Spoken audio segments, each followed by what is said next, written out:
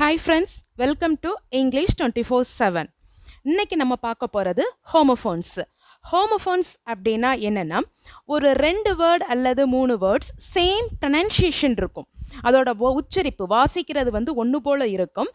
ஆனால் அதோட ஸ்பெல்லிங்கும் சரி, அதோட மீனிங்கும் சரி வித்தியாசமாக இருக்கும். அந்த மாதிரி இருக்கக்கூடிய வேர்ட்ஸ் நம்ம என்ன சொல்லுவோம் அப்படின்னா ஹோமோஃபோன்ஸ் அப்படின்னு சொல்லுவோம். A word have same pronunciation but different spelling and different meaning. That is homophones. இப்போ நம்ம பார்க்க போகிறது டின்னர். டின்னர் அப்படின்னா ஃபர்ஸ்ட் பாருங்க, DINER சிங்கிள் என் தான் இருக்குது.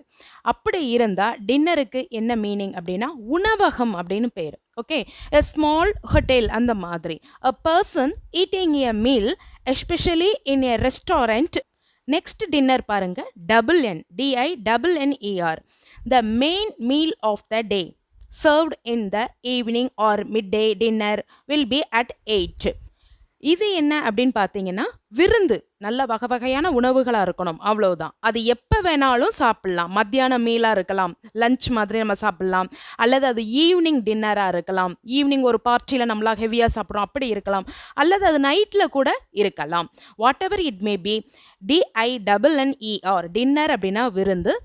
At the same time single எண் வைத்து டின்னர் அப்படின்னு வந்ததுன்னா அது உணவகம், ஒரு ஸ்மால் ஹோட்டலில் குறிக்கும். தேங்க்யூ. நெக்ஸ்ட் ஒன் பாருங்க, ஃபீட்.